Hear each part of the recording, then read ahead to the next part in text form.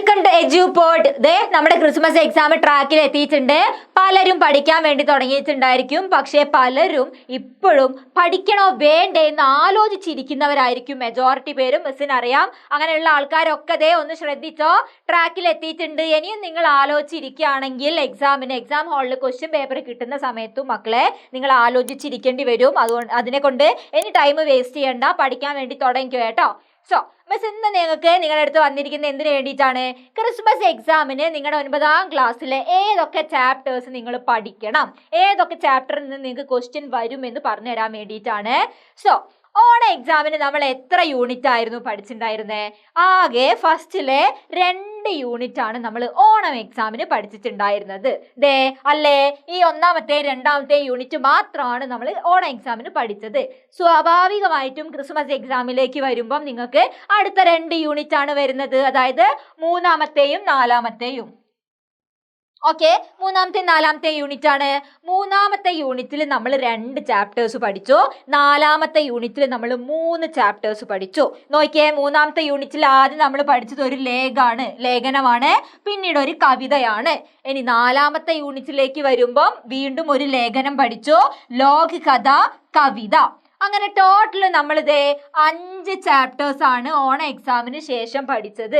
3ാമത്തെയും 4ാമത്തെയും യൂണിറ്റിൽ 5 ചാപ്റ്റേഴ്സ് ആണ്.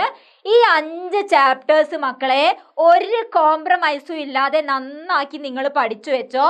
അപ്പം നിങ്ങൾക്ക് പലർക്കും വേറൊരു ഡൗട്ട് ഉണ്ടായിരിക്കും, മിസ്സേ ഈ ഓണം എക്സാമിന് വന്നിട്ടുള്ള ചാപ്റ്ററിന്ന് ക്വസ്റ്റ്യൻസ് വീണ്ടും ക്രിസ്മസ് എക്സാമിന് വരുമോ? ആ ചാപ്റ്റർ ഇനി പഠിക്കേണ്ട ആവശ്യമുണ്ടോ എന്ന് നിങ്ങൾക്ക് പലർക്കും ഒരു കൺഫ്യൂഷൻ ഉണ്ടായിരിക്കും. തീർച്ചയായിട്ടും മക്കളെ ക്വസ്റ്റ്യൻ വരും, അതിലൊരു കോംപ്രമൈസും ഇല്ല. നിങ്ങൾക്ക് ഓണം എക്സാമിന് നിങ്ങൾ പഠിച്ചു കഴിഞ്ഞിട്ടുള്ള യൂണിറ്റിൽ നിന്ന് ഒരു 2 ക്വസ്റ്റ്യൻ അല്ലെങ്കിൽ ഒരു ക്വസ്റ്റ്യൻ അത്രയും നിങ്ങൾ എക്സ്പെക്ട് ചെയ്താൽ മതി. ഒരുപാട് ക്വസ്റ്റ്യൻസ് ഒന്നും വരില്ല. സോ നിങ്ങൾ എന്ത് ചെയ്യണം? ഫസ്റ്റിലെ യൂണിറ്റുകളും നിങ്ങൾ നോക്കി വെച്ചിരിക്കണം, ക്വസ്റ്റ്യൻ വരും, ഷുവർ ആണ്. നിങ്ങൾ നന്നാക്കി പഠിച്ചു വെക്കേണ്ടത് 3ാമത്തെയും 4ാമത്തെയും യൂണിറ്റ് ആണ്. എക്സ്ട്രാ നമ്മൾ പഠിച്ചിട്ടുള്ളത് 5 ചാപ്റ്റേഴ്സ് ആണ്. ആ 5 ചാപ്റ്റേഴ്സ് നിങ്ങൾ എല്ലാവരും ക്ലിയർ ചെയ്ത് പഠിച്ചോ. റെഡി അല്ലേ? ഇനി നിങ്ങൾക്ക് ഈ പോർഷൻസിന്റെ എക്സാമിന് വരുന്ന ക്വസ്റ്റ്യൻ, പോർഷൻസ്, ചാപ്റ്റേഴ്സ് ഏതിൻ്റെങ്കിലും കാര്യത്തിൽ എന്തെങ്കിലും ഡൗട്ട് ഉണ്ടെങ്കിൽ നിങ്ങൾ ഈ കമന്റ് ബോക്സിൽ കമന്റ് ചെയ്തോ, നിങ്ങൾക്ക് റിപ്ലൈ തരുന്നതാണ്. റെഡി അല്ലേ? സോ ഇനിയും പഠിച്ചു തുടങ്ങാത്തവരാണ് എങ്കിൽ എന്ത് ചെയ്യുക? ഈ വീഡിയോ കാണുമ്പോൾ നിങ്ങൾക്ക് പലർക്കും ടെൻഷൻ വരുന്നുണ്ടായിരിക്കും. അയ്യോ, ഞാനിപ്പോഴും പഠിച്ചു തുടങ്ങിയിട്ടില്ലല്ലോ, ഒരുപാട് ചാപ്റ്റേഴ്സ് ഉണ്ടല്ലോ എന്നൊക്കെ നിങ്ങൾ ചിന്തിക്കുന്നുണ്ടായിരിക്കും. സ്വാഭാവികമാണ്. അങ്ങനത്തെ ആൾക്കാരൊക്കെ ഇനി അങ്ങനെ ചിന്തിച്ചിരുന്ന് വേസ്റ്റ് ആക്കി കളയണ്ട ടൈം.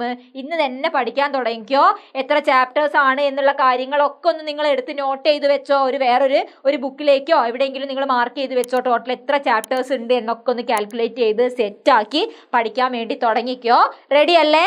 അപ്പം നമ്മുടെ ക്രിസ്മസ് എക്സാമിന് നിങ്ങളുടെ ക്വസ്റ്റ്യൻ പേപ്പറിൽ നിങ്ങൾ കാണാൻ പോകുന്നത്, നിങ്ങൾ പഠിക്കേണ്ടത് എത്രയാണ്?